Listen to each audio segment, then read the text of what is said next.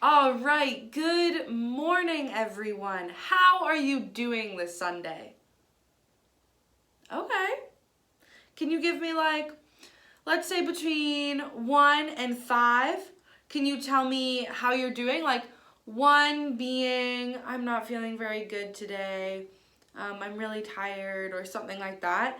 And 5, this is the best day ever. How does that sound? Good? All right, let's go on 3.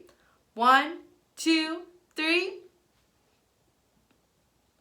Okay, I see. I did a 3 because it's sunny outside, which makes me happy. But I'm also a little bit tired, and I'm a little bit stressed right now, so that's why I'd say I'm a 3, which is right in the middle.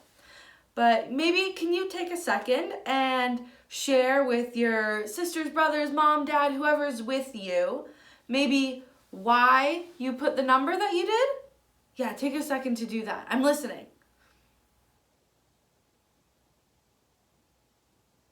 Okay, I see. Yeah, that totally makes sense.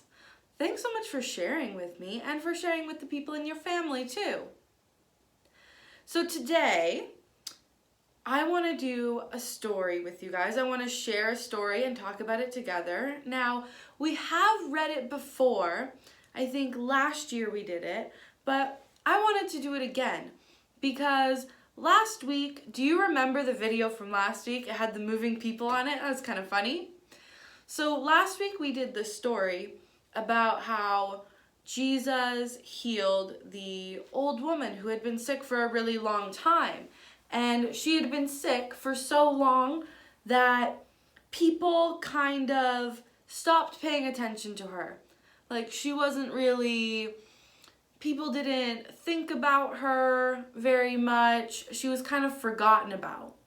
And that got me thinking that I want to do kind of a little series with you guys where maybe each week I want to look at people who are maybe left out, because something that's really sad about the world that we live in and, life all around us, it happens everywhere, is there are a lot of different reasons that sometimes people think that others or certain people are less important.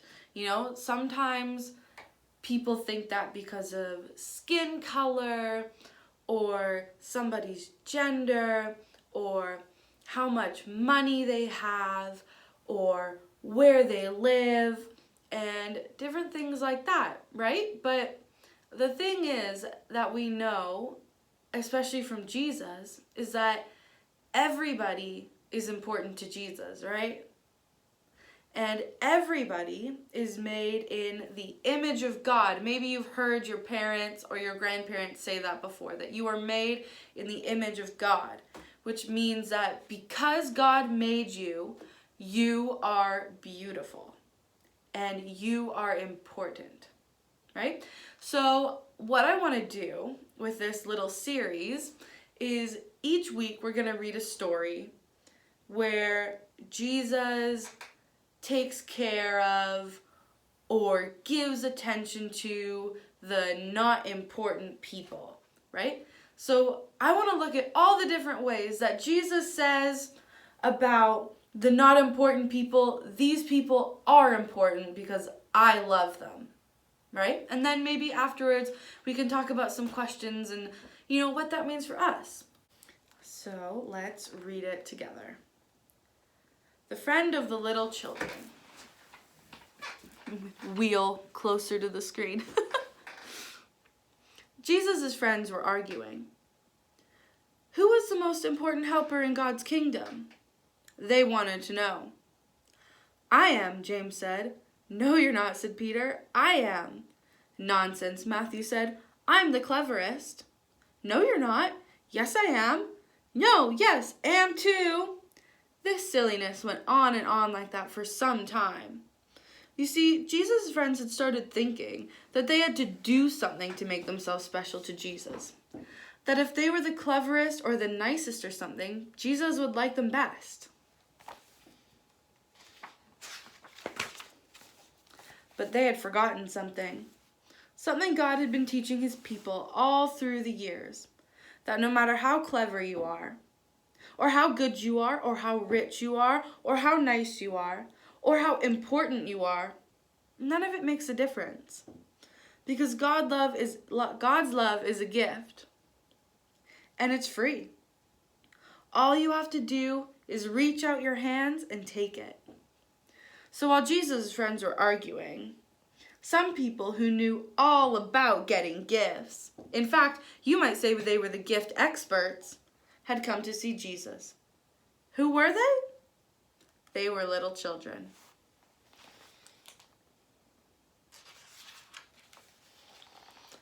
Jesus' helpers tried to send them away. Jesus doesn't have time for you, they said. He's too tired. But they were wrong. Jesus always had time for the children. Don't ever send them away, Jesus said. Bring the little ones to me. Now, if you had been there, what do you think? Would you have had to line up quietly to see Jesus? Do you think Jesus would have asked you how good you'd been before he gave you a hug?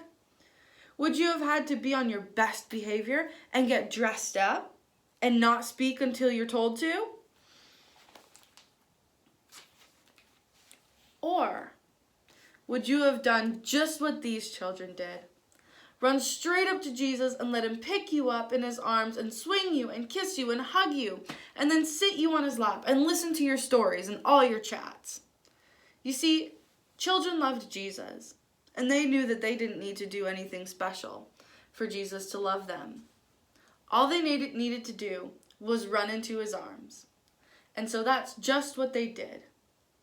Well, after all the laughing and games, Jesus turned to his helpers and said, "No matter how big you grow, never grow up so much that you lose your child's heart. Full of trust in God, be like these children. They are the most important in my kingdom." How did you all like that story? Yeah, can you give like a thumbs up, thumbs in the middle? Yeah, I really like that story.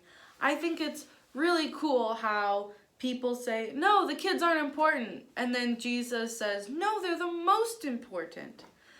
Right? And what I want us to think about today is what that means for us, you and me and everyone, kind of as we go into this week and how we think about ourselves.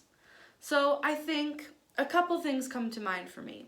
First of all, especially since this video is special for the kids, I want you to remember that you are so important to Jesus.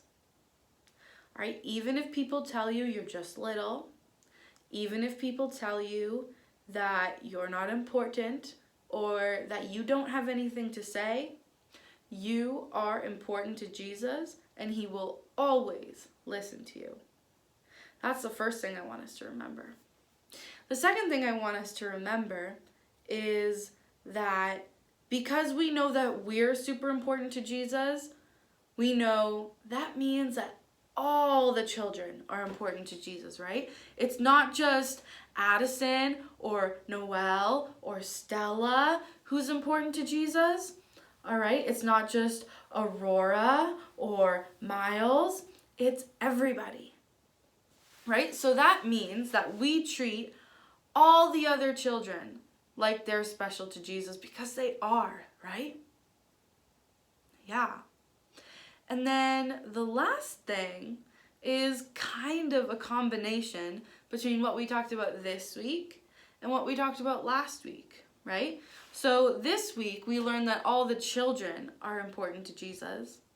And last week we saw Jesus heal the old woman, which shows us that the older people are really important to Jesus too, right? So not only do we have to treat all the children like they're precious to God because they are, we also have to take care of the people who have been God's child for a really long time. And maybe they're older. So your Oma, your Opa, your Grandpa, your Grandma, especially right now with the coronavirus, it's really important to take care of those people too and to be safe.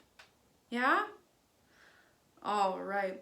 So now if you have any questions about this story or if it makes you think of anything, you can totally ask your mom, ask your dad, you can even send me an email if you want, or a FaceTime call from your parents. All right, but I just want you guys to know that Jesus loves you so much. You are so important to Jesus, but you're also so important to us at the Bridge. You're so important to me. I miss seeing you guys dance when I do the songs during church. You're so important to your parents, all right? You're so important to everyone here. And yeah, I hope you guys have a really great week, and I'll see you next Sunday when maybe we can talk about other people too that Jesus included. All right,